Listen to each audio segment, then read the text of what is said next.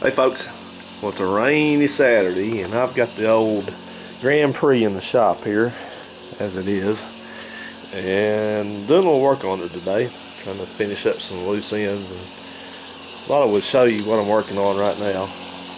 Got the heater going again, as you can see there. But what I'm doing in here is working on this stereo wiring. This car is like many of them, and somebody has hacked the wires up that go to the radio. You see there, they've hacked these wires up, and I'm trying to get this heater not making so much noise there. And so I had to go to the junkyard and get the connectors off of another car down there so I can repair this, because I'm not going to put an aftermarket radio in this, not right now. Just a factory will do. So, but just show you some tips on this. These are marked on the back of the radio. Normally, well, here's the plug for it there, and see here it's got a diagram, and these match up with this. You know, if you look at this and then look at this, it shows you what they all are. And let me see, kind of point out, these plugs are all different. You see this one's, of course each one of them's got a clip on the side of it, but they've got this locating part right here. This one's got it in the center, and let me see, get another one here. Where is it? Yeah. This one has one at the top looking at it that way, and I've already put this one on, and this one had it. You can see it's kind of down here at the bottom. So it locates them in the back of the radio, so you can't screw it up. They only go in one way. And this part over here, this plug is, well, it's got some extra on it. It's normally just a plug, a white plug, and this is part of the car harness. But this is for the constant power, the keep alive memory, keeps the presets and all that going when the car is turned off. So it's got a plug for it under there. I'll dig it out and fix that and everything. I think that one's actually, that plug is still okay. I don't think they actually even cut it up or anything, so that's good. But one thing I wanted to show you for sure is on these cars, you can get in here and get confused because they've got a couple of the wiring color codes are duplicated. You see this has got dark blue, light blue, yellow, and brown. Well, this happens to be the rear speaker harness here. I already made my diagram out off the internet. I'll show you that real quick. But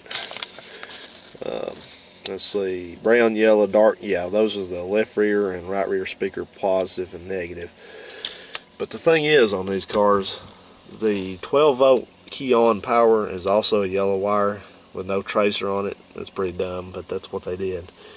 And also, one of your front speaker wires has a gray wire in, well, let me simplify that. There's two gray wires in this harness, and you can see that's one of them there, kind of that one, and then the other one is right there. Well, what you have to do, one of these gray wires is a speaker wire, which in this case is that one, and this one is the turns the lights on with the illumination. The whole harness on these cars has got gray wire for the you know, the illumination dash light bulbs. So what you got to do is, you got, I always leave my battery unhooked when I'm working with this stuff, but you got to hook the battery back up. And I've got one of those little test lights, and just grounded it to the shifter, and I just turned the headlights on, and I found pretty quickly this was the light. This will come on with 12 volts whenever you reach the white wire. So you don't want to mix those up. You don't want to be running 12 volts, you know, to your speaker. So make sure you figure out which is which on those. It's real easy. And of course this is just what I told you. So what you'll need to do here, if you don't know, if it's not like this one where the wires are still bonded together, if they're all just loose, well, what you'll have to do is you'll have to turn the key on and see which one of the yellow wires shows voltage in it, and that's the one you'll hook up to the correct wire. Now you can see this is the harness that goes into the radio. This is the power and the ground harness and the light harness. This is the one that's You got the 12. This is a 12 volt, and that's the illumination wire there, and it's the ground wire here. So they're all on their own plug, so it's kind of easy to segregate those. You can see these are all on their own plug for the rear. The fronts are all on their own plug, and the power and everything's all on its own plug. That's pretty, despite the color codes being duplicated, that's pretty smart, GM's part to do that, because some of them are just horrible to figure out, like a Ford. You know, you ever worked on one of those harnesses, they're horrible. So I'm going to do that, and I think I'm going to work on this climate control again. I have that extra one that I got from the junkyard over there, and what I did was I just took the heater switch out of it and put on this one. This was the one that was in the car, but for whatever reason it's not switching from the defroster over to the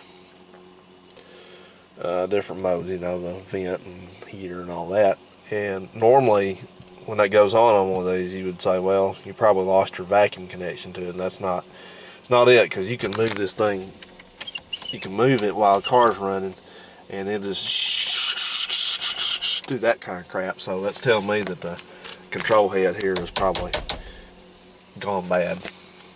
So I'll just swap those out, and then the one thing I got left after that I got to do that I really don't want to do is fix this steering column. This is the second one of these I've done, and you can see it's bad. So oh joy, huh? But to get that done, and we're gonna be on the track to having this thing back on the road pretty soon, because I need to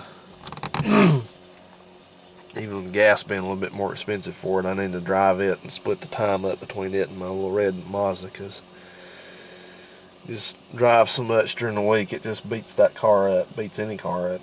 You drive 600 miles a weekend, so she's a beauty, isn't she? But that's okay, it's running pretty good. So other stuff tended to later. Well, that's my Saturday, guys. There's my ever-present throat clearing, and I'm going to get back on this, and I'll post up some results when I have them. So until then, I hope everybody's having a good weekend, and take care, be safe, and you may want to send a note of condolence to 63 Impaler for blowing his Nash up.